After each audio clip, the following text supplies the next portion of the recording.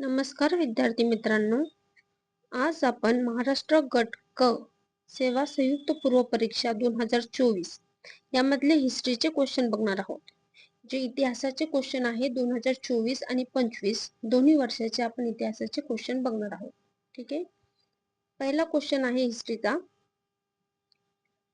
प्रार्थना समाजाच्या माध्यमातून खालीलपैकी कोणत्या सामाजिक कार्य करणाऱ्या संस्था स्थापन झाल्या? तर कोणत्या संस्था स्थापन झाल्या? सोशल सर्व्हिस लीग स्थापन झाली 1911 ला. सर्वंट ऑफ इंडियन सोसायटी म्हणजे भारत सेवक संघ 1905 ला स्थापन झाली. आणि डिप्रेस्ड क्लासेस मिशन हे वीरा शिंदे यांनी स्थापन केलं 1906 ला. ठीक आहे. तर आर्य समाज ही संस्था स्थापन झाली नव्हती. ठीक आहे. ABD हा आपला क्वेश्चनचा आन्सर आहे. त्यानंतर आपण याबद्दल काही माहिती बघू.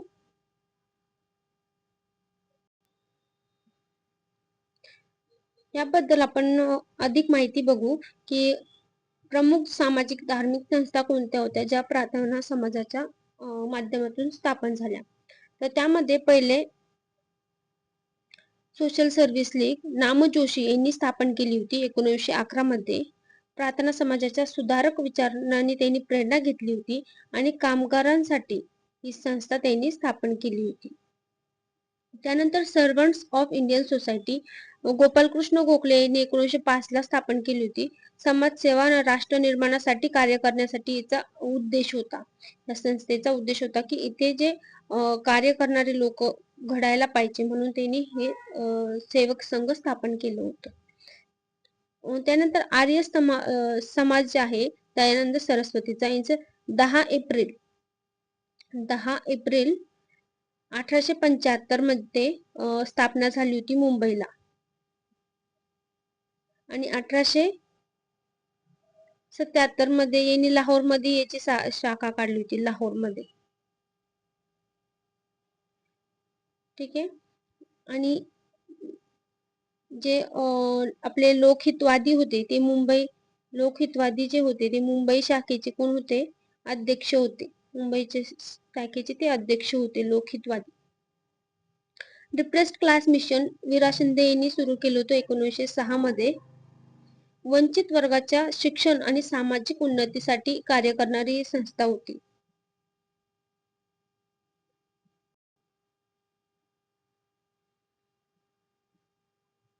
त्यानंतर दुसरा प्रश्न आहे आपला, पंडित जवाहरलाल नेहरूंनी कोणत्या कायद्याचे वर्णन गुलामगिरीची एक नवी सनदच आहे असे केलं होतं? तर कोणत्या कायद्याचं केलं होतं? 1935 च्या कायद्याचं असं वर्णन केलं होतं की ही गुलामगिरीची काय एक नवी सनद आहे म्हणून. ठीक आहे. त्याबद्दल आपण अजून माहिती बघू.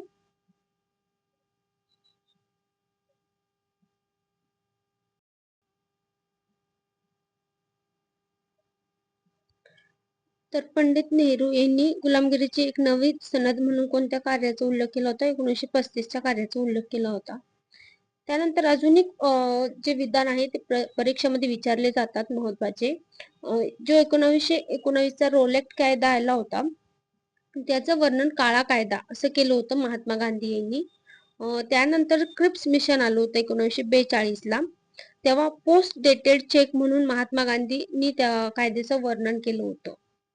नेहरू अहवालामध्ये 1928 ला मोतीलाल नेहरू यांनी जो नेहरू अहवाल तयार केला होता तर मोहम्मद अली जिन्ना यांनी पार्टिंग ऑफ वेज असं म्हटलं होतं त्या अहवालाबद्दल. त्यानंतर मॉर्लेमेंटो कायदा आला होता 1909 मध्ये. तर त्यात महात्मा गांधी यांनी असं वक्तव्य केलं होतं की या सुधारकांनी आमचा सर्वनाश केला आहे.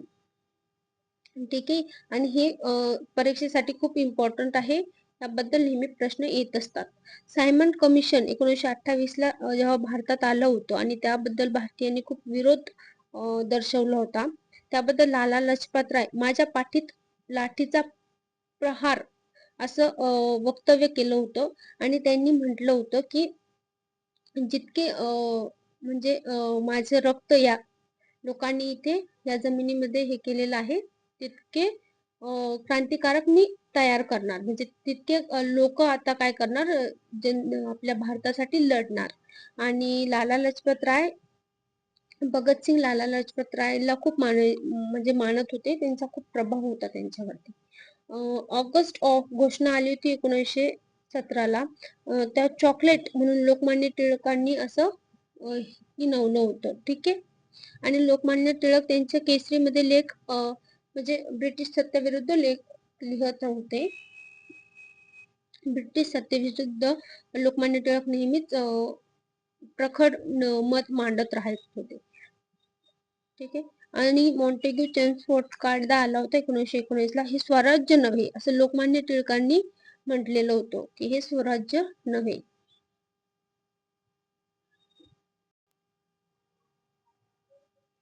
तर कोणता कायदा होता तो?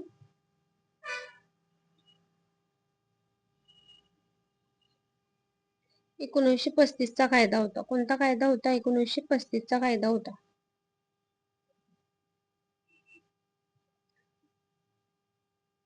3 नंबरचा प्रश्न आहे, कंपनी सरकारने आपल्या सैनिकांसाठी उपलब्ध केलेल्या एनफील्ड रायफल हाताळण्यासाठी खालीलपैकी कोणत्या शहरात प्रशिक्षणाची व्यवस्था केली होती?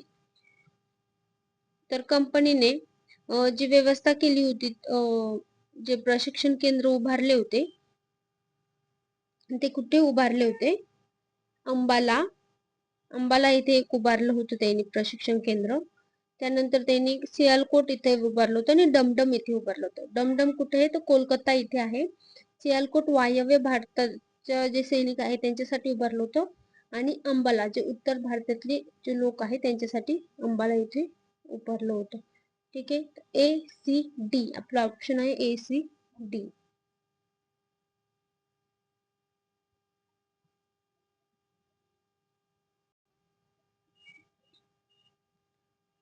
चौथा क्वेश्चन आहे, कोणत्या व्हाईसरॉयच्या कालखंडात जिल्हा लोकल बोर्डाची स्थापना झाली होती?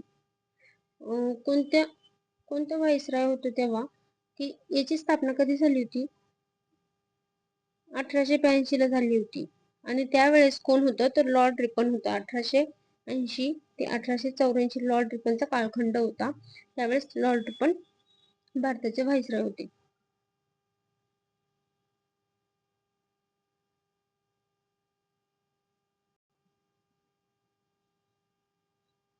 लॉर्ड रिपन बद्दल आपण माहिती बघू. त्याला स्थानिक स्वराज्याचा जनकही म्हटले जाते. आणि शिक्षणासाठी, प्रेससाठी खूप महत्वाच्या सुधारणा त्यांनी केल्या होत्या. 1980 ते 84 त्यांचा कालखंड होता. ठीक आहे.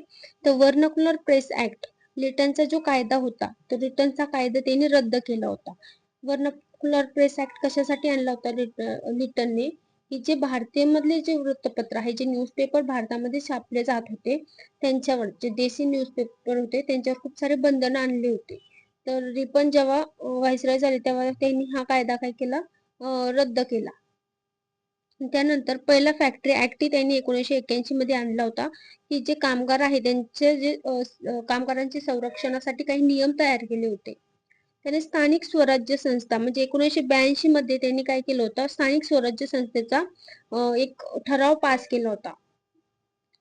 लोकल सेल्फ गव्हर्नमेंटचा ठराव पास केला होता. त्यामुळे त्यांना स्थानिक स्वराज्य संस्थेचा पिता असेही म्हटले जाते.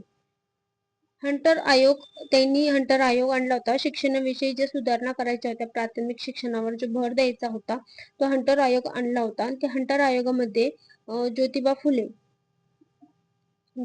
फुले आणि पंडिता रमाबाई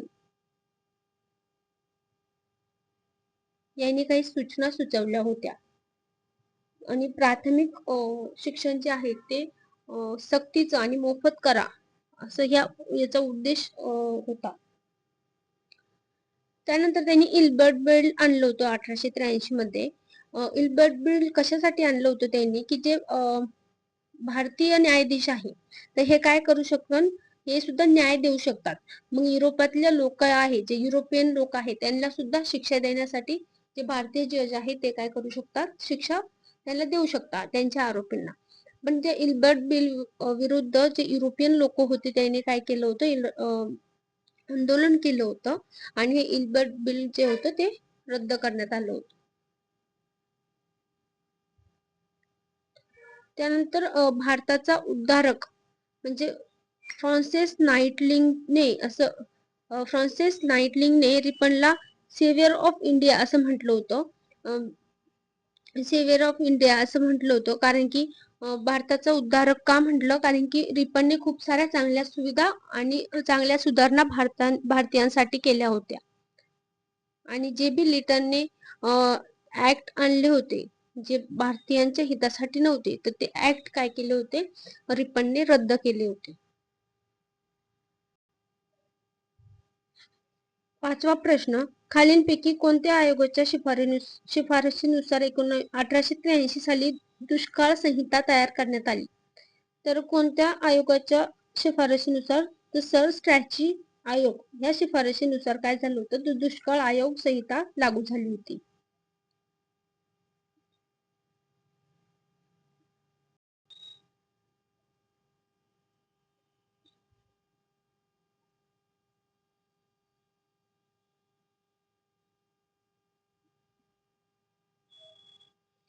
स्ट्रॅची आयोग 1878 ते 80 मध्ये दुष्काळ पडला होता. त्यामुळे काय झालं होतं, ती दुष्काळ संहितेची जी निर्मिती होती, दुष्काळ संहिताची निर्मिती करण्यात आली होती. म्हणजे जे कमिशन आहे रिचर्ड स्ट्रॅची यांच्या अध्यक्षतेखाली निर्माण केलं होतं. ठीक आहे.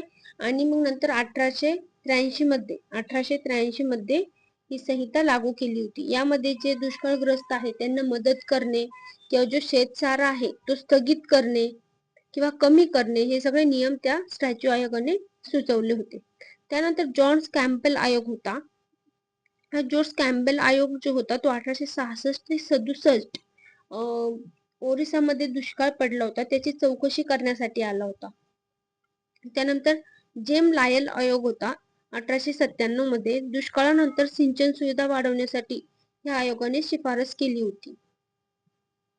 मॅकडोनाल्ड आयोग होता 1900 मध्ये आला होता. मॉरल स्ट्रॅटेजी व दुष्काळ व्यवस्थापनाच्या शिफारसी करण्यासाठी हा आला होता की दुष्काळ कसा कमी केला जाईल यासाठी काही सूचना त्यांनी सुचवल्या होत्या. सत्यशोधक जलसा या कला प्रकाराशी पुढीलपैकी कोण संबंधित नव्हते? तो हुनाजी बाळा हे संबंधित नव्हते ह्या प्रकाराशी. बाकी रामचंद्र घाटगे आणि भाऊराव पाटोळे आणि ज्योतिराव फळके हे सगळे संबंधित होते. फक्त हुनाजी बाळा हे संबंधित नव्हते यांच्याशी.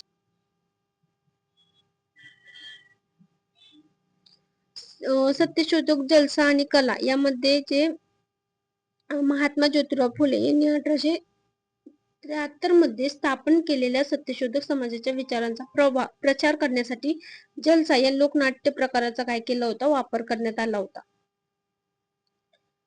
ठीक आहे. सत्यशोधक समाजाची स्थापना कधी होती? 24 एप्रिल 24 सप्टेंबर 24 सप्टेंबर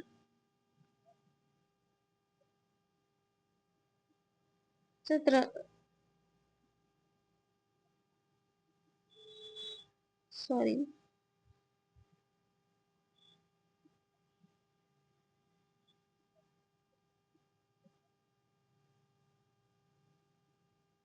सत्यशोधक समाजाची स्थापना कधी होते?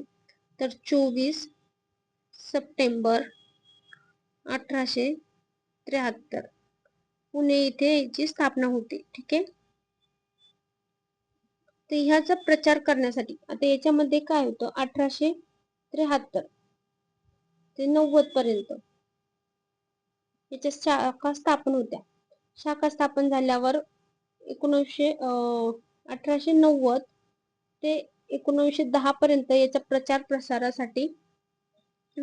प्रसार होतो गावामध्ये, खेड्यामध्ये.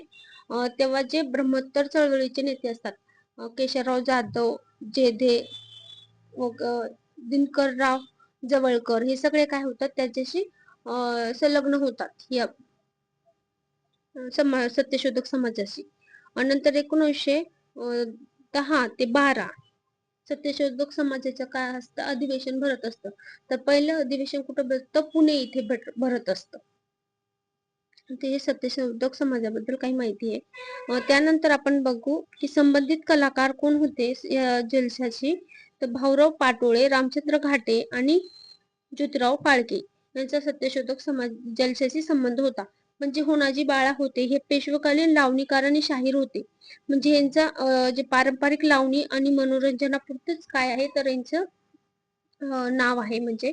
तर ह्यांचा सत्यशोधक जलशाशी थेट काहीही संबंध नाही.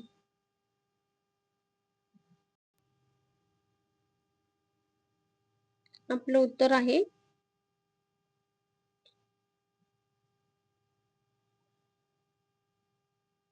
होनाजी बाळा.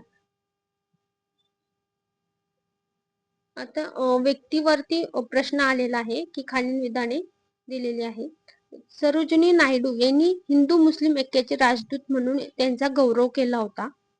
आणि मी दुसरं विधान आहे, मी प्रथम राष्ट्रवादी आहे, नंतर राष्ट्रवादी आहे आणि शेवटीही राष्ट्रवादी आहे, असे मत त्यांनी म्हणजे भाषणामध्ये कायदेमंडळाच्या भाषणात त्यांनी काय केलं होतं, मत मांडले होते. तर हे व्यक्ती कोण आहे तर हे आहे मोहम्मद अली जिन्ना. कारण की जेव्हा लखनौ येथे काय होतं, लखनौ येथे जेव्हा अधिवेशन होतं 1916 मध्ये इंडियन नॅशनल काँग्रेसचं, तेव्हा काय झालं होतं की जे मुस्लिम लीग आणि इंडियन नॅशनल काँग्रेस यांची काय झाली होती, युती झाली होती. ठीक आहे, यामध्ये कोणी पुढाकार घेतला होता, मोहम्मद अली जिन्ना यांनी घेतला होता. तर ह्याच्यावरून सरोजिनी नायडू यांनी काय म्हटले होते, त्याला हिंदू मुस्लिम ऐक्याचे राजदूत म्हटले होते. आणि जे सुरुवातीच्या काळात त्यांनी कायदेमंडळामध्ये जेव्हा ते भाषण करायचे, तर तेव्हा मी प्रथम राष्ट्रवादी आहे आणि नंतरही राष्ट्रवादी आहे असं त्यांनी उद्गार काढले होते. जेव्हा 1906 मध्ये मुस्लिम लीगची स्थापना होते, 1906 मध्ये, पण ते मुस्लिम लीग मध्ये तेव्हा प्रवेश नाही करत, तेव्हा ते इंडियन नॅशनल काँग्रेसमध्ये असतात. ते खूप लेट म्हणजे 1920 मध्ये ते काय करतात तर मुस्लिम लीग मध्ये त्यांचा प्रवेश होतो. आणि त्यांचे जे विचार आहे ते चेंज होतात. ते नंतर इंडियन नॅशनल काँग्रेसच्या विरोधात काम करतात.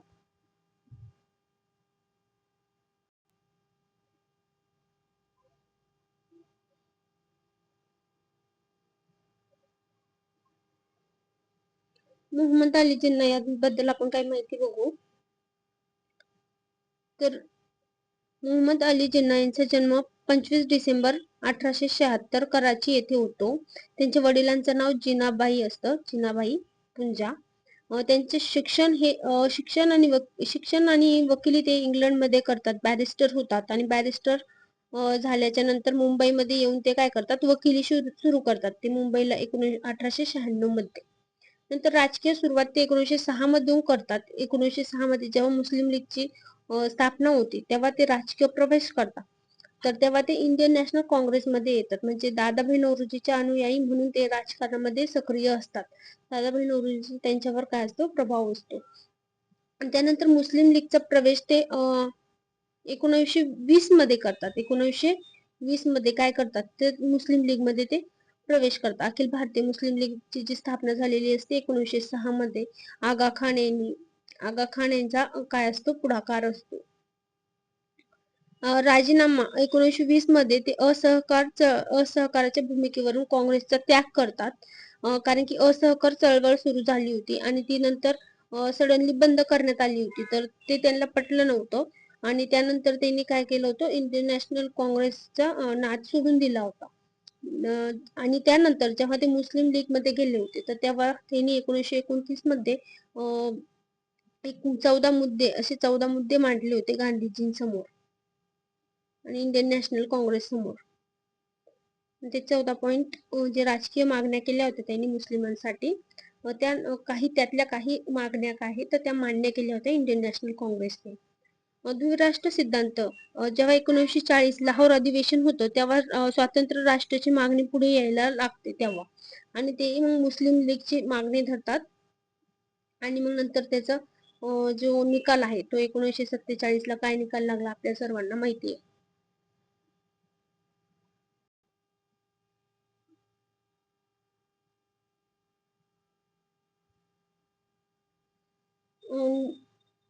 आता वृत्तपत्रावरती नेहमीच प्रश्न येत असतो. महाराष्ट्राच्या वृत्तपत्रावर कंबाईन आणि ग्रुप सी आणि ग्रुप बी ला नेहमीच प्रश्न असतो. त्यातला हा एक प्रश्न आहे की गुराखी न्यूजपेपर आता 1899 ला गुराखी न्यूजपेपर कोण संपादक होते? तर याचे संपादक होते विनायक भाटे. विनायक भाटे हे याचे संपादक होते. पण त्यांच्या सहकारी कोणाचं लाभलं होतं त्यांना? श्री एल जोशी यांचं लागलं होतं. ठीक आहे. आता एचं उत्तर एचं 3 कुठे आहे? एचं 3 नंबरला. त्यानंतर 1906 भाला हे कुठून निघत होतं? तर पुण्यामधून निघत होतं. भोपटकर ब्रदर्स आहे हे म्हणजे त्यामध्ये दिनकर भोपटकर, लक्ष्मण भोपटकर हे पुणे येथून हे भाला न्यूजपेपर काढत होते. हरिकिशोर हे न्यूजपेपर जे आहे ते बापूजी आने हे यवतमाळ मधून काढत होते आणि त्यांचे सहकारी कोण होते? तर गिर हे होते. देशसेवक हे न्यूजपेपर कोलटकर काढत होते. नागपूरमधून कोलटकर 1909 मध्ये हे देशसेवक न्यूजपेपर काढत होते. तर मग बीचं काय आहे? 4. ठीक आहे, हे आपल्याला उत्तर भेटलं.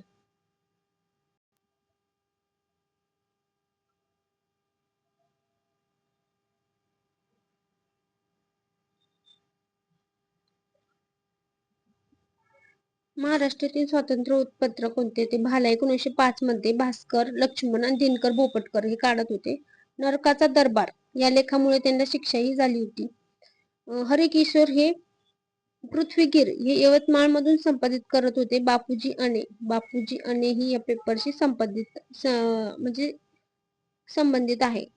गुराखी 1898 मध्ये विनायक नारायण भाटे हे काढत होते. विद्रोही होतं कारण की ह्याच्यावरती राजद्रोहाचा खटला भरवण्यात आला होता. राजद्रोहाचा खटला का भरवण्यात आला होता? कारण की हे जे ब्रिटिश आणि म्हणजे राष्ट्रवादाचा पुरस्कार करणारे वृत्तपत्र होते. राष्ट्रवादाचा पुरस्कार करणारे वृत्तपत्र होते. देशसेवक कोलटकर आणि ओगले कुलकर्णी हे कुठून काढत होते? नागपूर इथून 1909 मध्ये हे पत्र काढत होते. आणि केसरी आणि मराठा न्यूजपेपर 1881 मध्ये लोकमान्य टिळक आणि आगरकर काढत होते. आगरकर पहिले संपादक होते याचे. नंतर त्यांनी याचं संपादनाचं कार्य सोडून दिलं होतं आणि 87 पासून हे कार्य जे आहे कोणाकडे आलं होतं? लोकमान्य टिळक याचे संपादक झाले होते.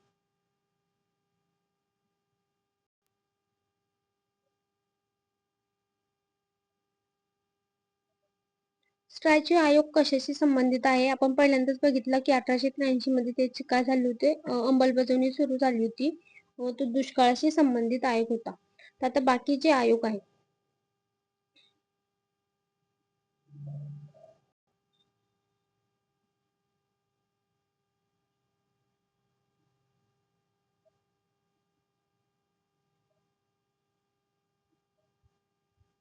स्ट्रॅच्यू आयोग जे आहे स्ट्रॅच्यू आयोग 1880 78 ते 80 दुष्काळ असतं त्याचं व्यवस्थापन करण्यासाठी येतो. 1878 ते 80 लिटनचा कार्यकाळ असतो. संबंधित गव्हर्नर जनरल कोण असते तेव्हा? लिटन असते. पार्श्वभूमी काय होती? तर 1876-48 मध्ये भारतात मोठा दुष्काळ पडतो आणि मोठ्या प्रमाणावर जीवितहानी होती.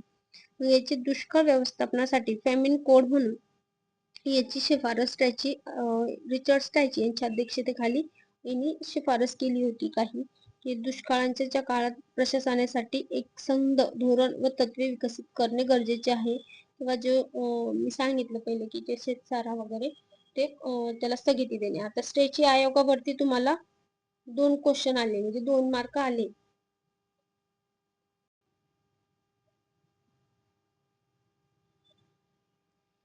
एकोणीसशे 20 मध्ये स्थापन झालेल्या all Indian trade union trade काँग्रेसचे पहिले अध्यक्ष कोण होते? तर याला आयटक ही म्हणून all Indian trade union Congress ला आयटक म्हणून ही आपण म्हणतो. याचे पहिले अध्यक्ष होते लाला लजपत राय आणि याचे पहिले चिटणीस जे होते ते होते चिमनलाल.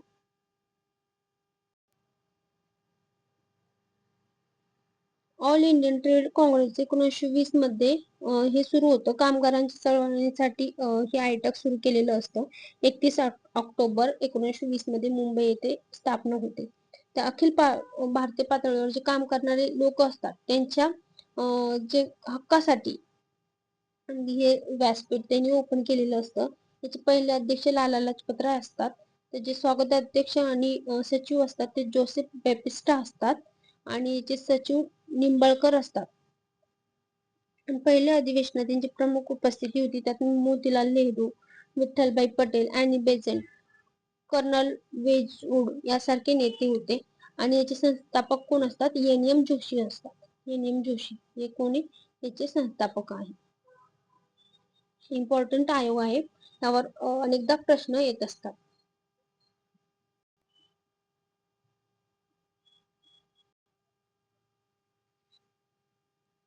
खालील विधाने विचारात घ्या. आता हे महाराष्ट्र आवृत्ती विस्तार वगैरे दिलेला आहे, पण आपल्याला फक्त त्याचे बघायचे आहे. तर आता आपण दुसरा पेपर बघू.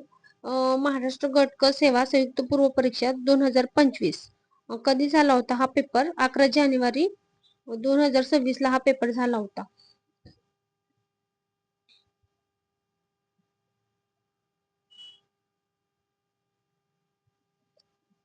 सन 1915 मध्ये गांधीजी भारतात आल्यानंतर पुढीलपैकी कोणते प्रश्न त्यांनी यशस्वीपणे हाताळले? आता भारतात आल्यानंतर कोणते प्रश्न हाताळले 1915 नंतरचे सांगायचे आहे तुम्हाला. ठीक आहे. बिहार मधील चंपारण येथील नीळ प्रश्न हाताळला का? तर हो. खेडा येथील शेतकऱ्याचा शेतसाऱ्याचा प्रश्न हाताळला का? हो. अहमदाबाद शहरातील मिल मजूर व मालक यांच्यामध्ये संघर्ष चालू होता. कशासाठी संघर्ष चालू होता? की त्यांना पगार काय होता तर त्यांना वाढून पाहिजे होता. ठीक आहे. त्यांनी याच्यामध्ये मध्यस्थी करून 35% पगार काय केला होता तर त्यांनी वाढवला होता. तर पहिलेच उत्तर काय? अ क. आणि मुस्लिमांसाठी स्वतंत्र मतदारसंघाची स्थापना. तर ही मतदारसंघाची स्थापना 1909च्या कायद्यानुसार काय केलं होतं तर मुस्लिमांना स्वातंत्र्य मतदारसंघ दिला होता. पण महात्मा गांधी सुद्धा ह्या विरोधात होते, कारण की त्यांचं म्हणणं होतं स्वातंत्र्य मतदारसंघ देऊन काय होणार आहे? फूट पडणार आहे पूर्ण समाजात आणि धर्मामध्ये काय पडेल की फूट पडणार, त्याच्यामुळे ते विरोधात होते. तर अ ब आणि क. एक नंबर आपलं उत्तर आहे. एक नंबरचं.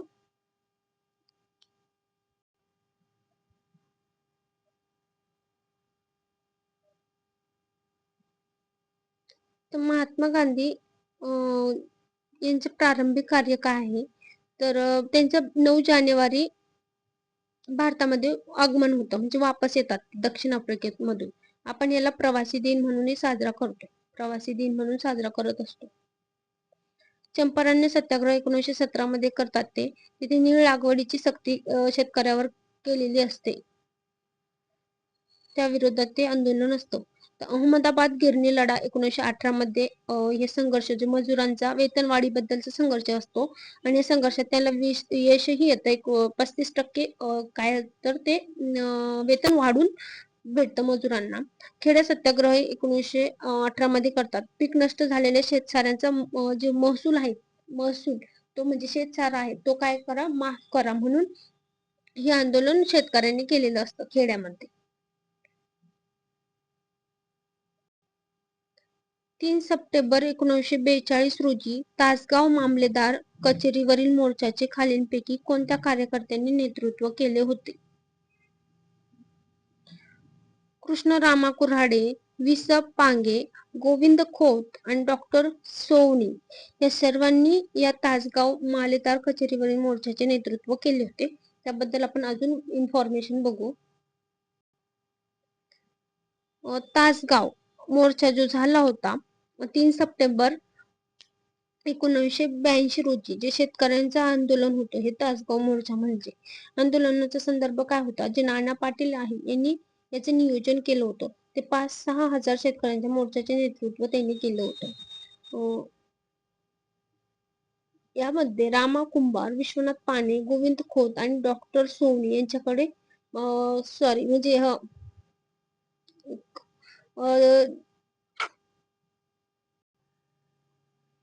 तासगाव मोर्चा जो आहे 30 सप्टेंबर 1982 मध्ये शेतकऱ्यांचं आंदोलन होतं ते. ठीक आहे, त्यात 5-6 हजार शेतकरी जमलेले होते. तर नाना पाटील यांनी काय केलं होतं, ह्या नेतृत्वाचं नियोजन केलं होतं.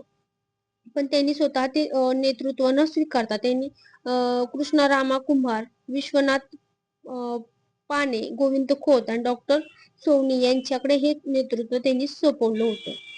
तर परीक्षेसाठी खूप इम्पॉर्टंट आहे. तर त्याची डेट काय ठेवायची, लक्ष ठेवायची 3 सप्टेंबर 1982 आणि ठिकाण तासगाव. शेतकऱ्याचा मोर्चा होता. नेतृत्वाची जबाबदारी कोणाकडे होती, तर स्थानिक नेत्याकडे सोपवली होती. आणि जे नियोजन कोणी केलं होतं, तर नाना पाटील यांनी हे नियोजन केलं होतं.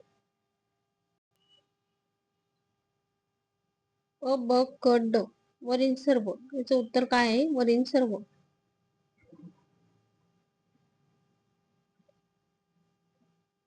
खालील वर्णांवरून समाज सुधारकाला ओळखा. ज्ञानप्रकाश हे मराठी वृत्तपत्र त्यांनी काढलं होतं. सरकारने त्यांचं जस्टिस ऑफ पीस व रॉय बहादूर या पदव्या त्यांना दिल्या होत्या. त्यांना संगीत विषयाची आवड होती. तर कोण आहे हे? वरील हे कोणीही नाही. तर हे कुणाबद्दल विधान आहे आपण बघू.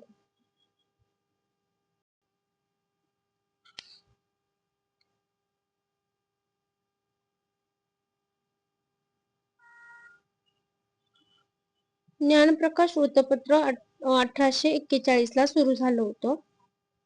1841 मध्ये काढण्यात आलं होतं हे ज्ञानप्रकाश वृत्तपत्र. त्यामध्ये स्वातंत्र्य, स्वदेश आणि ज्ञान याबद्दल खूप लेखन होत होतं. तर ते कुणी काढलं होतं? कृष्णाजी रानडे यांनी काढलं होतं. मराठीत खूप प्रारंभीचे दैनिकापैकी ते एक होतं, जे पुण्यातून प्रकाशन होत होतं त्याचं. त्याबद्दल जे इम्पॉर्टंट आहे अजून न्यूजपेपर, ते कोणते? विष्णू शास्त्री पंडित यांचं इंदू प्रकाश. आता 1862 मध्ये इंदू प्रकाश निघालं होतं. सामाजिक सुधारणेचे विचार ते मांडत होतं. ठीक आहे. आणि जे ईश्वरचंद्र विद्यासागर आहे यांची विधवा विवाह आहे याचं काय केलं होतं त्यांनी? मराठीत अनुवादन केलं होतं. यांचं जे बुक आहे विधवा विवाह, विडोरी मॅरेज, याचं काय केलं होतं? मराठीमध्ये अनुवादन केलं होतं.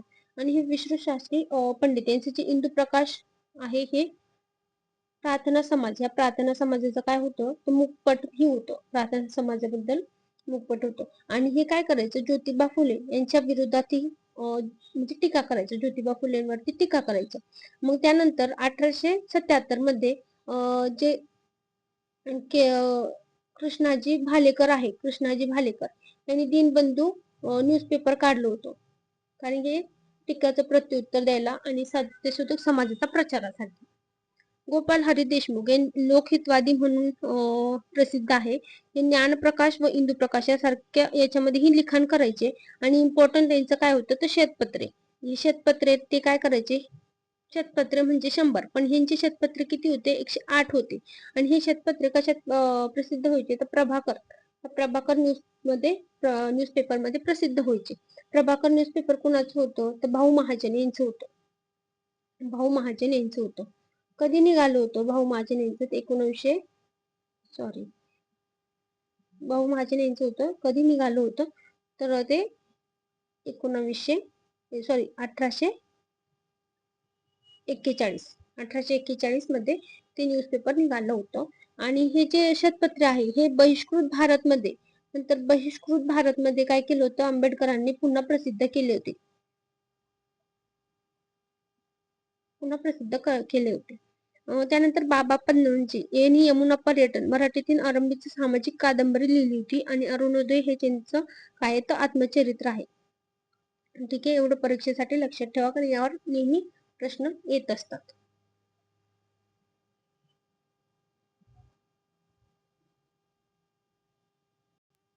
तर याचं उत्तर काय आहे? तर याचं उत्तर आहे कृष्णाजी रानडे.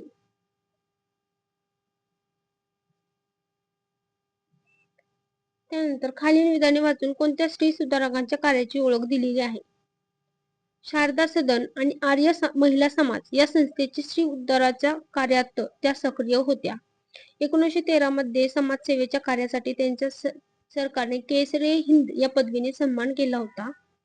1894 साली त्यांनी हिंदू लेडीज सोशल क्लबची स्थापना केली होती आणि ठाकरसी टाटा या कुटुंबांनी त्यांच्या श्री उद्गाराच्या कार्याला आर्थिक पाठबळ दिले होते. तर ह्या कोण आहे? रमाबाई रानडे.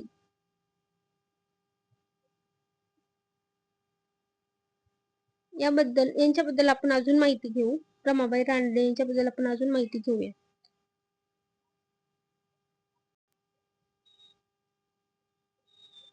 रमाबाई रानडे महिला शिक्षण आणि समाज सुधारकासाठी त्यांचा पुढाकार आहे. सेवा सदन 1908 मध्ये पुणे येथे त्या महिला शिक्षण आणि महिलांना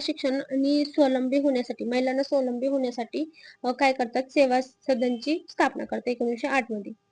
त्यानंतर आर्थिक पाठबळ या सेवा सदनासाठी जमशेदजी टाटा आणि विठ्ठल ठाकरसी हे त्यांना मदत करतात. जमशेदजी टाटा आणि विठ्ठल ठाकरसी हे काय करतात, त्यांना आर्थिक मदत करतात. डॉक्टर रमाबाई रानडे यांचं योगदान काय आहे, तर महिला शिक्षण, प्रशिक्षण आणि सार्वजनिक क्षेत्रामध्ये त्यांचा सहभाग झाला पाहिजे. त्या वुमन एम्पॉवरमेंटच्या त्या काय आहेत, पुरस्कार ते आहेत. नंतर Hindu ladies special and literary club यांनी 1904 मध्ये महिलांच्या सामाजिक आणि बौद्धिक विकासासाठी स्थापन केला होता. म्हणजे पंडिता रमाबाई आहे यांनी आर्य महिला समाज व शारदा सदन याची स्थापना केली होती. त्यामध्ये त्यांनी महत्वाची भूमिका बजावली होती रानडे यांनी. आणि पंडिता रमाबाई आणि रमाबाई रानडे यामध्ये नेहमीच मुलं कन्फ्युज होतात. ठीक आहे, कारण की यांनी शारदा सदन वगैरे असे सदन सुरू केले आहे आणि रमाबाई रानडे यांचाही सेवा सदन म्हणजे सेम आहे, थोडं कन्फ्युज होतो. महत्वाची काय तर रमाबाई रानडे यांचे कार्य महाराष्ट्रातील महिला समाज सुधारक चळवळीतील महत्वाचा टप्पा होता. कारण की त्यानंतर खूप साऱ्या महिलाही समोर आल्या होत्या कार्य करण्यासाठी, महिला समाज सुधारक. आणि महिला समाज सुधारकांवरती खूप प्रश्न येत असतात. म्हणजे मोजक्या आहे, जसे रमाबाई रानडे,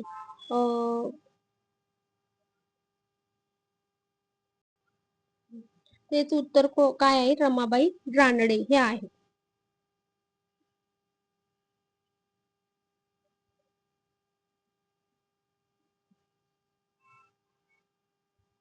पुढचा प्रश्न आहे, महाराष्ट्रातील 1857च्या उठावा संदर्भातील खालीलपैकी कोणती विधाने बरोबर आहेत? सातारचे छत्रपती प्रतापसिंग यांचे गेलेले राज्य परत मिळवण्यासाठी रंगराव पांगे अविरत प्रयत्न करत होते. तर रंगराव पांगे आहे का? नाही. कोल्हापूर 31 जुलै 1857 रोजी 21व्या 28व्या तुकडीत शिपायांचे बंड केले. नरगुंदाच्या भावे या संस्थानिकाच्या दत्तक पुत्र अमान्य झाल्याने 1858 मध्ये काय केलं होतं, बंड केलं होतं. आणि 11 एप्रिल 1858 रोजी अंबापाणीची लढाईत भिल्लांचा पराभव झाला म्हणून बंड केलं होतं. आता यामध्ये काही उदाहरण दिलेले 1857चा उठाव. आता याबद्दल खूप इतिहासकारांचे मत आहे की हा फक्त सैनिकी बंड होता. कुणाचं म्हणणं आहे, म्हणजे काही इतिहासकारांचं म्हणणं आहे की नाही, हे स्वातंत्र्याचा पहिला काय होतं, तर युद्ध होतं म्हणून. ठीक आहे. आता आणि यामध्ये जे उत्तर आहे ते आहे विधान बरोबर ओळखायचं आहे आपल्याला. तर विधान बरोबर कोणतं आहे, क आणि ड फक्त बरोबर आहे. अंबापाणीची लढाईमध्ये भिल्लांचा काय झाला होता, पराभव झाला होता. म्हणजे ब्रिटिश सरकारने काय केलं होतं, दडपून टाकला होता तो जो उठाव होता तो. आणि जे क आहे,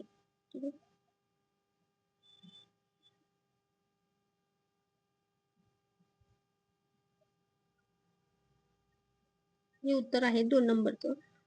क काय की नरगुंदाचे भावे संस्थानिक होते, त्याचा दत्तक वारसा काय केला होता, नामंजूर केला होता. म्हणजे 1848 ते 1856 इथे डलहौसीचा कालखंड होता. डलहौसीचा कालखंड होता.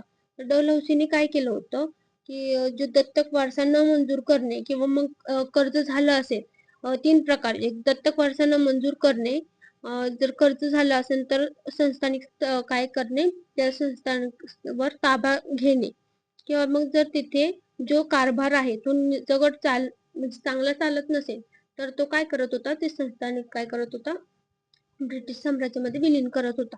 तर हे महाराष्ट्रामध्ये जे बी संस्थानिक त्यांनी खालसा केली होती, तर ती जास्त तर दत्तक वारसा याच्यावरच केली होती. जसं नरगुंदाचं पण होतं आणि नागपूर येथे नागपूर हे संस्थानिक ही 1853 मध्ये खालसा केलं होतं त्यांनी. सातारा सगळ्यात पहिले तर सातारा हे खालसा केलं होतं 1848 ला. ठीक आहे.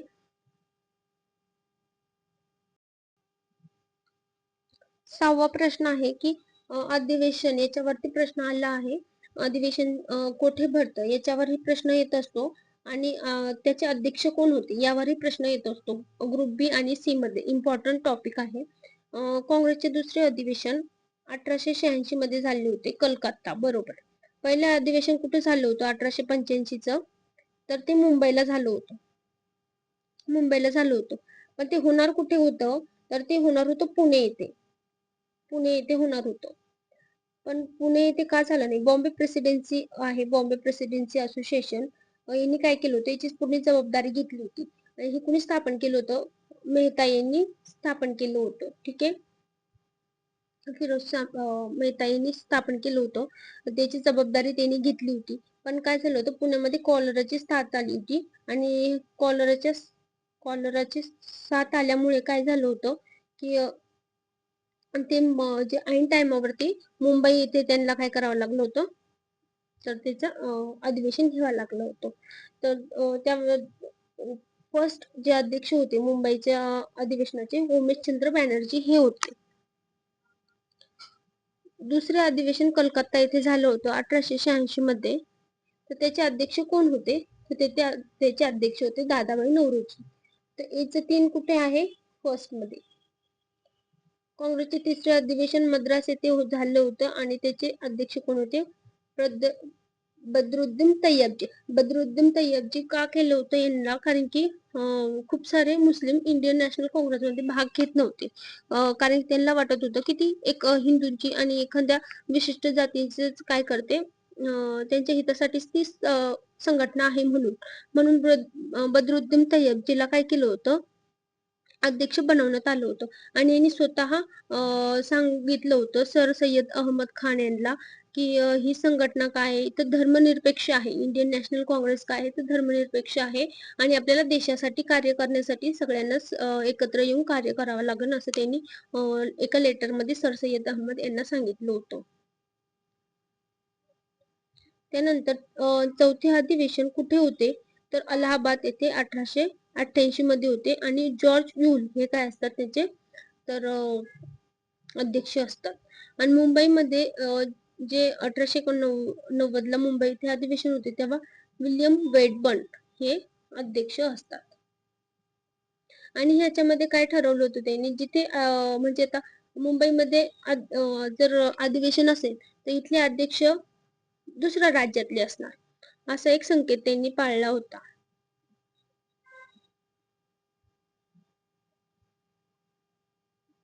तर याचं उत्तर काय आहे, 1 नंबर.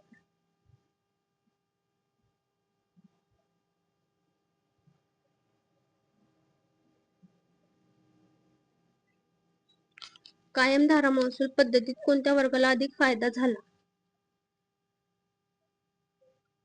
कोणत्या वर्गाला झाला, तर जमीनदारांना जास्त फायदा झाला. कायम धारामध्ये काय होतं की जे जमिनी होत्या या जमीनदाराकडे द्यायच्या, हे शेतकऱ्यांच्या जमिनी जमीनदाराकडे द्यायच्या आणि जमीनदार काय करण, एक फिक्स अमाऊंट जे आहे ते ब्रिटिश सरकारला देणार. मग आता फिक्स अमाऊंट समजा जेवढी पण अमाऊंट आहे ती जर समजा 100 रुपये, ती फिक्स अमाऊंट ब्रिटिश सरकारला ते देणार. आणि मग जमीनदार काय करायचे, यांच्याकडून जर अधिक नफ्यासाठी काय करायचे, अधिक शेतसारा वसूल करायची. म्हणजे मग ते कितीही असो, यांना फक्त किती द्यायचा होता, समोर 100 द्यायचा होता. आणि ठीक आहे. त्यानंतर याच्यामध्ये आपल्याकडं ही पद्धत कॉर्नवलिसने सुरू केली होती 1793 मध्ये. 1793 मध्ये कॉर्नवलिसने सुरू केली होती. आणि जी आपल्या महाराष्ट्रात होती ती होती रयतवारी पद्धत.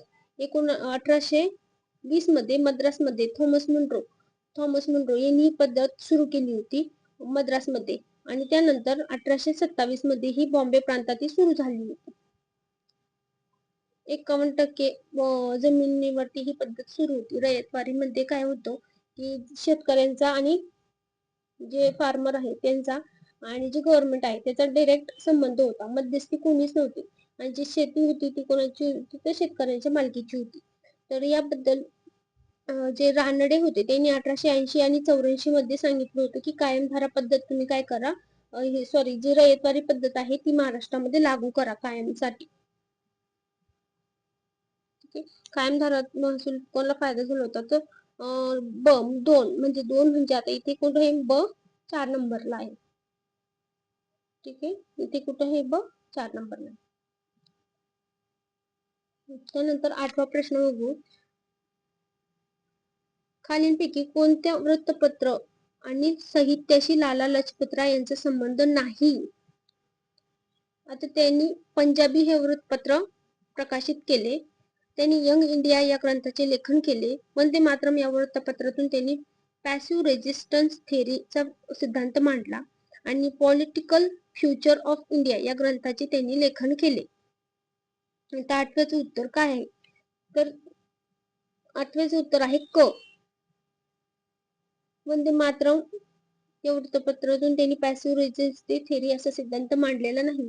पंजाबीवर जे होतं त्यांचंच होतं ते न्यूजपेपर. इंग्लिशमध्ये पंजाबी न्यूजपेपर निघत होतं आणि वंदे मातरम हेही त्यांचंच न्यूजपेपर होतं जे उर्दूमध्ये निघत होतं. उर्दूमध्ये ते वंदे मातरम काढत होते आणि पॉलिटिकल फ्युचर ऑफ इंडिया या ग्रंथाचे लेखनही त्यांनी केले होते.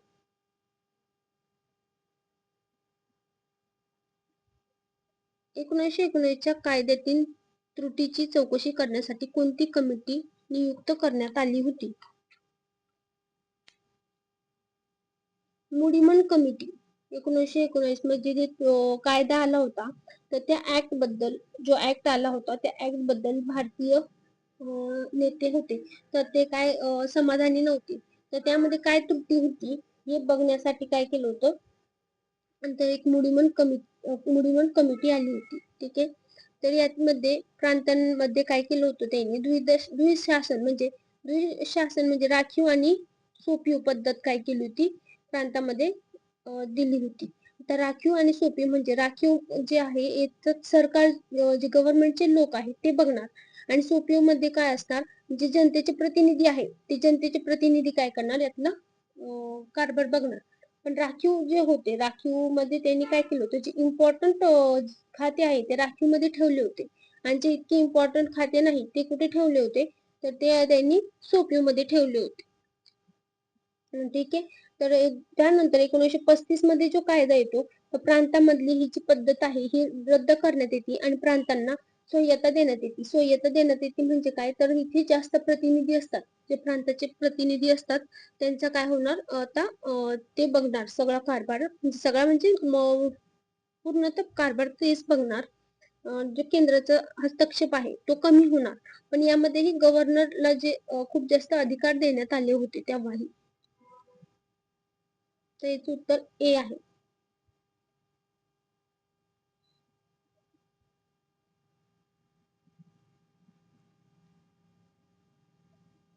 लॉर्ड हार्डिंग यांच्या काळात कोणते पहिले युद्ध झाले?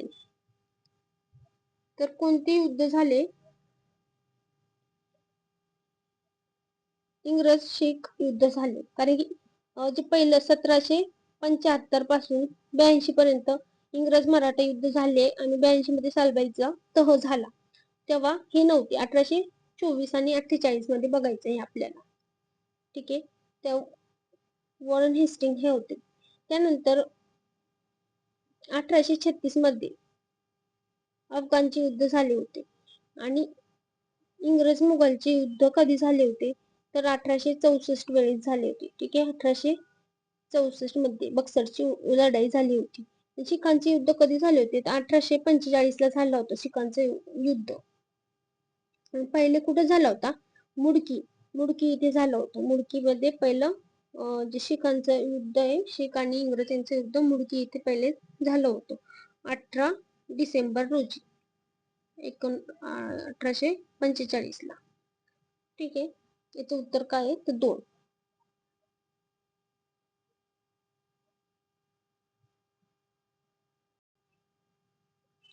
महाराष्ट्रावर अराजपत्रित गट ब आणि क यांची संयुक्त सेवा झाली होती. म्हणजे याचा पेपर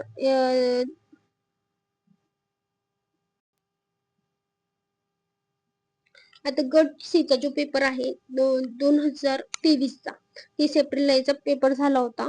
त्याच्या हिस्ट्रीचे क्वेश्चन बघू आपण.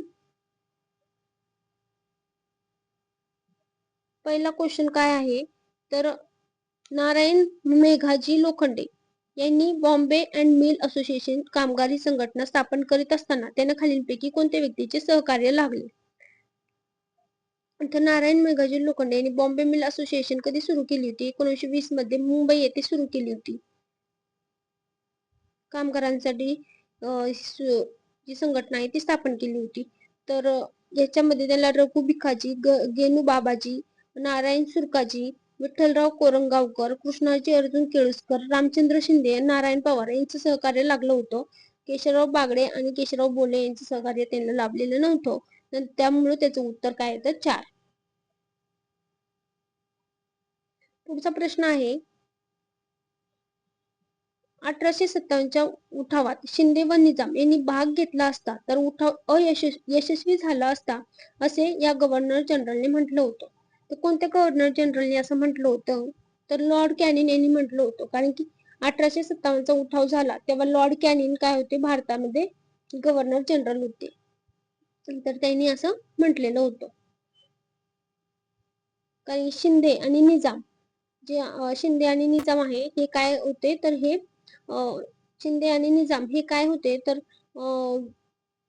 इंग्रजांच्या बाजूला होते. यांनी उठावामध्ये भाग घेतला नव्हता. जो 1857चा उठाव झाला होता त्यामध्ये यांनी भाग घेतला नव्हता.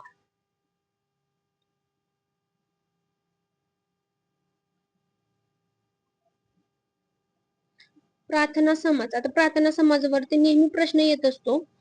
त्यामुळे प्रार्थना समाजाबद्दल म्हणजे प्रत्येक वर्षी एक ना क्वेश्चन तिथून असतोच. ठीक आहे. आता प्रार्थना समाज मध्ये दादोबा तरखडकर, आत्माराम पांडुरंग, वामन आबाजी मोडक, भाऊ महाजन यांनी 31 मार्च 1867 रोजी मुंबई येथे प्रार्थना समाजाची स्थापना केली. तर हे बरोबर आहे.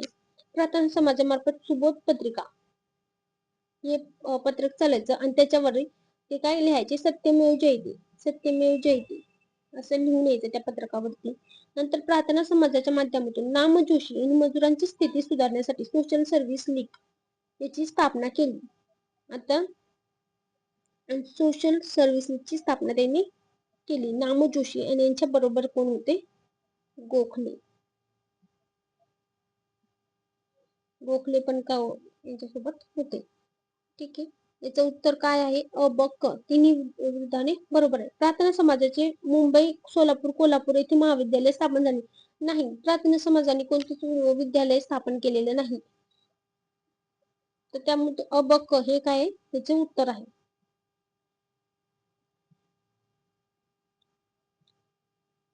4. हिंदू महासभेच्या संदर्भात कोणी विधाने बरोबर ओळखायची आहे आपल्याला. 9 एप्रिल 1915 रोजी हरिद्वार येथे कासिम बाजारचे महाराजे सर महिचंद्र नंदी यांनी हिंदू महासभेची स्थापना करण्याचे घोषित केले. तर हे बरोबर आहे का? येस, हे बरोबर आहे. हिंदू महासभेचे अध्यक्ष बाशी मुंजे हे होते. डॉक्टर मुंजे हेडगेवार परांजपे यांनी नागपूरला 11 नोव्हेंबर 1923 रोजी हिंदू महासभेची शाखा सुरू केली. तर हो, हिंदू महासभेची जी शाखा आहे ती नागपूरला सुरू झाली होती 1923 मध्ये.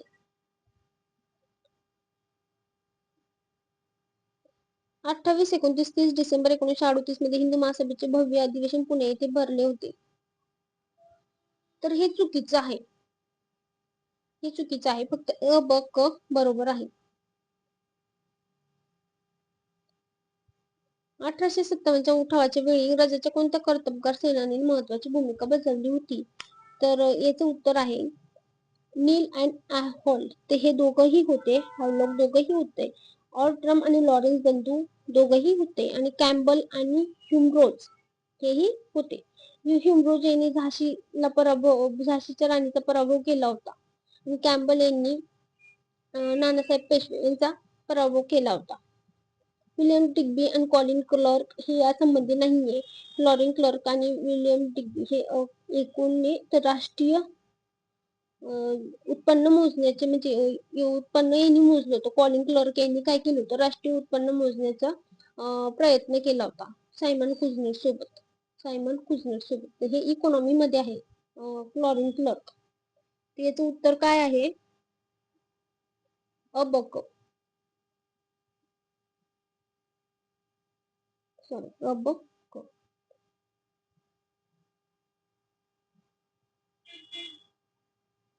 1875 मध्ये शेतकऱ्याचे उठाव कोणत्या भागामध्ये झाले? भिमडी, शिरूर, पारनेर, नगर इथेही झाले. ब आणि ड. तासगाव, शिराळा, जत, मलकापूर इथे झाले नाही. हे बघा, या असे क्वेश्चन ना एखादच पडत असतो, त्यामुळं इतके लक्षात ठेवण्याची गरज नाहीये. इतके छोट्या गोष्टी लक्षात ठेवायची गरज नाहीये तुम्हाला. गट ब आणि C2 तरी तुम्ही करत असणार. तर कारण की हा पेपर कधीचा आहे, तर हा पेपर 2023 चा आहे. 22-23 मध्ये असे प्रश्न येत होते, पण आता काय आहे, तर प्रश्नाचं स्वरूप बदललं आहे. ठीक आहे. तर इतकी बारीक सारीक तुम्हाला पाठांतर करायची गरज नाहीये. तुम्ही कन्सेप्ट समजून घ्या. इम्पॉर्टंट टॉपिक आहे. समजा प्रार्थना समाज आहे, तर त्यातलं सगळं करायचं. असे जे आहे ते सगळं करायचं. ते उठावा वगैरे याच्यावर एखादा प्रश्न येतो, आणि उठाव म्हणजे खूप सारे उठाव आहे. शेतकऱ्यांचे उठाव, कामगारांचे उठाव, तर याच्यावर एखादा प्रश्न येतो. तर मग हे काय डाटा वाचायला खूप आहे आणि याच्यातून आउटपुट आपल्याला कमी आहे. त्यामुळे काय करायचं, ज्यात प्रार्थना समाज वगैरे आहे याच्यातून आपल्याला माहिती की याच्यातून आउटपुट जास्त आहे, तर मग इथे जास्त टाइम स्पेंड करायचा. क्रांतिकारक सेनापती बापट यांनी खालीलपैकी कोणत्या चळवळी आणि आंदोलनामध्ये भाग घेतला होता? तर कोणत्या आंदोलनामध्ये? तर सर्वच आंदोलनामध्ये त्यांनी भाग घेतला होता. गोवा मुक्ती संग्राम मध्येही होते आणि हैदराबाद मुक्ती संग्राम मध्येही ते होते. संयुक्त महाराष्ट्र चळवळ यातही होते आणि महाराष्ट्र मैसूर सीमा आंदोलन यातही ते होते. यांनी सगळ्याच आंदोलनामध्ये भाग घेतला होता. त्याच्यामुळे आपल्या क्वेश्चनचा आन्सर काय आहे, डी. 1919 मध्ये ब्रिटिश सरकारने घटनात्मक सुधारणा दिल्या कारण 1919 चा कायदा काय आला, ते घटनात्मक सुधारणेचा जो ऍक्ट यायचा तो कधी यायचा, एक सुधारणा हप्ता म्हणून यायचा. कारण की त्यांना वाटलं की आता जे वातावरण चिघळत चाललंय, तर मग ते काय करायचे, सुधारणेचा हप्ता आपल्याला द्यायचे आणि शांत करायचे. पण आता काय झालं, 1919 वगैरे 35 मध्ये जे तरुण मंडळी होते, नेहरू, जे सुभाषचंद्र बोस वगैरे सगळे मंडळी जी होते, तरुण मंडळी होते, यांनी हे सुधारण्याच्या हप्त्याला काय बळी पडले नव्हते. 1919 मध्ये मग काय कारण होती ज्यामुळे त्यांनी हा हप्ता दिला होता? तर क्रांतिकारांच्या चळवळीमधून भारतीयांचा असंतोष. आता क्रांतिकारांच्या चळवळी खूप वाढल्या होत्या, कारण की त्यावेळेस जे क्रांतिकारक होते ते मरणालाही घाबरायचे नाही, देशासाठी ते जीवही देत होते. तर मग त्यामुळे ना इंग्रजांना काय झालं होतं की धक्का बसला होता. म्हणजे आता जे अंतुसंतोष वाढलं होतं, ते अस्वस्थ झाले होते इंग्रज.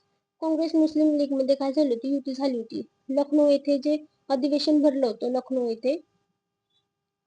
येथे अधिवेशनामध्ये 1916 लखनौ मध्ये अधिवेशन भरतं आणि तिथे मुस्लिम लीग आणि इंडियन नॅशनल काँग्रेस यांच्यामध्ये युती होती. आणि आपण हे बघितलं की याच्यामध्येच काय होतं, जे जिन्ना असतात हे काय करतात, हिंदू मुस्लिम काय करतात, ऐक्याचं पुरस्कार करतात. म्हणून सरोजिनी नायडू त्यांना काय म्हणतात, तर हिंदू आणि मुस्लिम यांचे राजदूत म्हणतात, ऐक्याचे राजदूत. त्यानंतर जहाल मवाळ यांच्यामध्ये ही युती झाली होती. 1915 मध्ये मेहता आणि गोखले यांचं निधन झालं होतं. त्यानंतर जे मवाळामधले ते मुख्य नेते होते, गोखले आणि मेहता, यांच्या निधनामुळे काय झालं होतं, जहालांकडे ही सगळी सत्ता आली होती. इंडियन नॅशनल काँग्रेसची सत्ता जहालांकडे आली होती. आणि 1916 मध्ये काय झालं होतं की लोकमान्य टिळक हे काय झाले होते, जेलमधून सुटून वापस आले होते. आणि मग यांच्याकडे काय झालं होतं, ही सगळी सत्ता गेली होती आणि यांची युतीही झाली होती. तर जे विरोधक होते, जहालांचे जे मुख्य विरोधक होते ते नव्हते त्यामध्ये. कारण की मवाळ जे होते ते काय करायचे की जे ब्रिटिश पक्ष आहे त्यांचं काय करायचे, सांगायचे की नाही बाबा हे आपल्यासाठी काहीतरी चांगलं करताय म्हणून. मग आपण काय करू, सुविधा ज्या आहे, ज्या बी आपल्या मागण्या आहे, आपण सुनिश्चित मार्गाने त्यांना मागू, असं त्यांना वाटायचं. पहिल्या महायुद्धाने निर्माण केलेली राजकीय परिस्थिती. पहिले महायुद्ध झाले होते तर तेव्हा त्यांची पिछेहाट झाली होती. आणि त्यांना काय वाटलं होतं की आपल्याला आता जे भारतीय लोक आहेत तर भारतीय लोकांची खूप गरज आहे. त्यामुळे आपल्याला सर्व भारतीयांचं काय लागलं पाहिजे, सहकार्य लाभलं पाहिजे, म्हणून ते काय करत होते, त्यांनी हा सुधारणेचा हप्ता दिला होता. तो वरीलपैकी सर्व कारण याला जबाबदार आहे.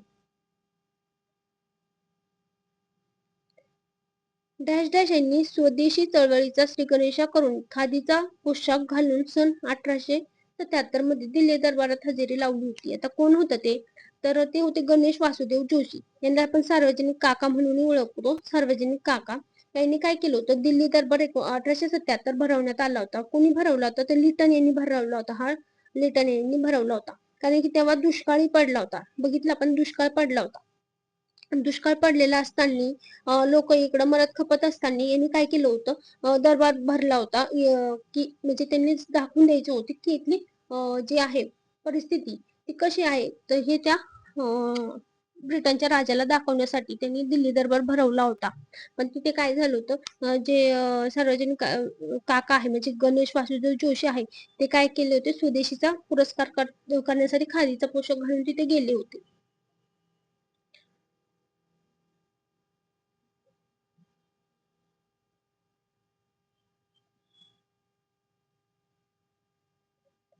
अधिवेशनावरती पुन्हा बघा, अधिवेशन हे खूप इम्पॉर्टंट आहे, याच्यावर पण प्रश्न येतच असतो, इम्पॉर्टंट आहे. पाचवे अधिवेशन कुठे भरले होते, किंवा पाचव्या अधिवेशनचे अध्यक्ष कोण होते,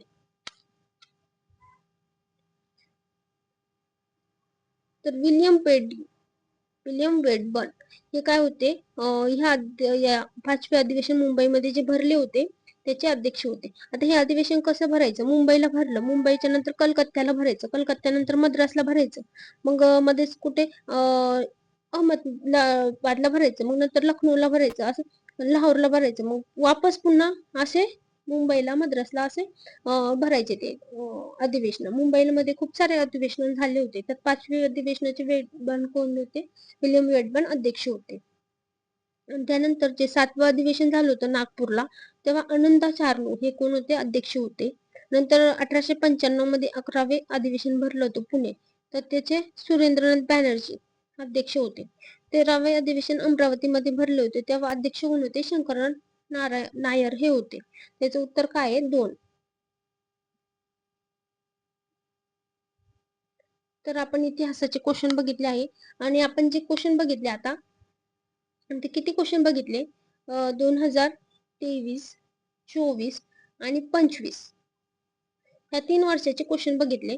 त्याचं विश्लेषणही आपण बघितलं, आणि यामध्ये 10 क्वेश्चन आलेले आहेत. ठीक आहे, आता 10 क्वेश्चन आलेले आहेत, त्यापैकी आपण बघितलं की प्रार्थना समाजावरती क्वेश्चन आलेला आहे, इंडियन नॅशनल काँग्रेस याच्यावर प्रश्न आलेला आहे, समाज सुधारक यावर जास्त प्रश्न आलेले आहेत. ठीक आहे, समाज सुधारक. आणि त्यानंतर अधिवेशन, इंडियन नॅशनल काँग्रेसचे अधिवेशन याच्यावर पण काय केलेलं आहे, क्वेश्चन आलेले आहे. एक आयोगावरती क्वेश्चन येतो. आयोगावर एकाच पेपरमध्ये 2 क्वेश्चन बघितले आपण. स्ट्रॅची आयोग. उठावावरती जो प्रश्न येतो तो एखादा क्वेश्चन येत असतो, पण उठावामध्ये काय करतात, ते व्यक्ती वगैरे जास्त विचारतात. मग आपण काय करायचं, उठाव वाचायला याचा सिलेबस खूप आहे उठावचा, तर मग उठावचं स्किप करून इकडे बाकीचे एकही क्वेश्चन सुटणार नाही इकडून आल्यावर, असं आपण तयार करायला पाहिजे. ठीक आहे, जे समजा आता एन लोखंडे, यांच्या जे संघटना याच्यावरती प्रश्न येतोच. 1857च्या उठावावरती प्रश्न येतो, हे काय करायचे आपण, जास्त करायचे. जमीन महसूल पद्धतीवरतीही प्रश्न येतो. ठीक आहे, थँक्यू.